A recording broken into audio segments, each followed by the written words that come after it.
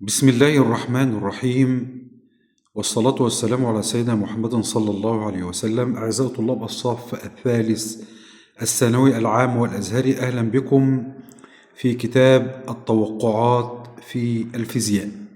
إن شاء الله في هذا الفيديو بنبدأ بقى وهذا الفيديو هو الفيديو رقم 7 أو الفيديو السابع. وإن شاء الله في هذا الفيديو بنحل أسئلة المقاومة المكافئة.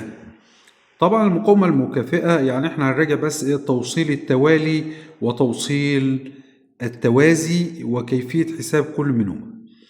احنا عندنا السؤال الأول بيقول ايه؟ إذا كانت المقاومة المكافئة 20 أوم في الشكل المقابل ده والدائرة مقابلة، إذا كانت المقاومة المكافئة 20 أوم فإن قيمة R بتساوي نقط. طبعا نركز كده مع بعض. أنا عندي دلوقتي هنا المقاومة R والمقاومة R متصلة على التوالي، يبقى كده هنا ايه 2R، تمام. والاتنين R ده هم متوصلين مع الفرع اللي تحت على التوازي، يبقى 2R في R يبقى 2R تربيع حصل ضربهم على حاصل جمعهم على 3R، تمام كده. طبعا تطلع على طول الR الوحدة ب30 أوم، وبالتالي الاختيار الصحيح هيبقى الاختيار ألف. انتقلنا إلى نوع آخر من أنواع المسائل، ودي المسألة جت دور أول ثانوية عامة 2022.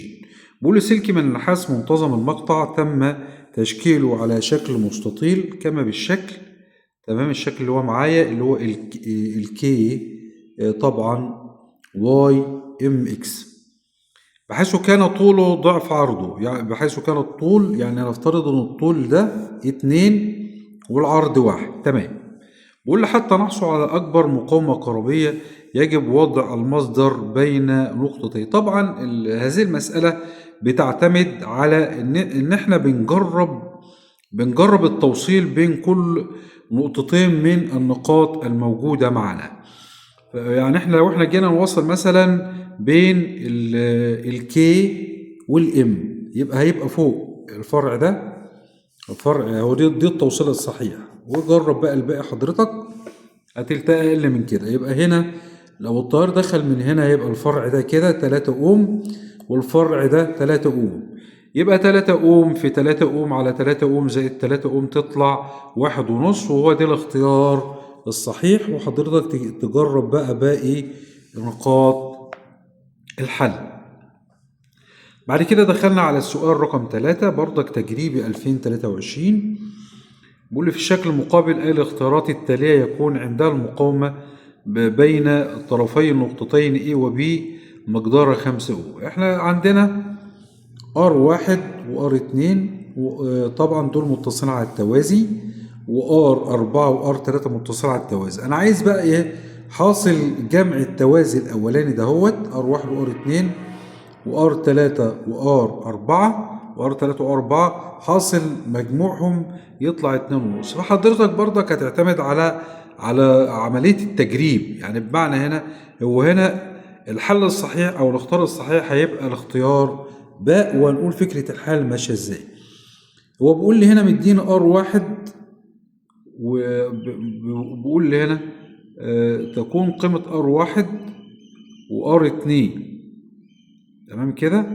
هنا تكون قيمة R1 تساوي 1 أوم وR2 بتساوي 9. يعني هنا يبقى 1 في 9 على 1 زائد 9 زائد 2 في 8 على 2 زائد 8 هتطلع 2.5، 2.5 و2.5 تطلع 5. يبقى هو عايز هنا المقاومة المكافئة للدائرة دي تطلع 5. يبقى إذا على طول عرفنا طريقة الحل. دخلنا بعد ذلك بقى على المسألة رقم 4. بيقول لي ما شدة التيار المرة عبر المقاومة 8 أوم. طب تعالى كده نركز كده مع بعض. أنا معايا هنا القوة الدافعة الكهربائية كام؟ 24 والمقاومة 8. اللي بيهمني الجزء ده، أنا عايز أجيب الأي هنا. يبقى الأي بتساوي في بي على آر، يبقى 24 على 8 هتطلع 3 أوم. يبقى إذا الاختيار الصح بتاعنا هنا هيبقى الاختيار د.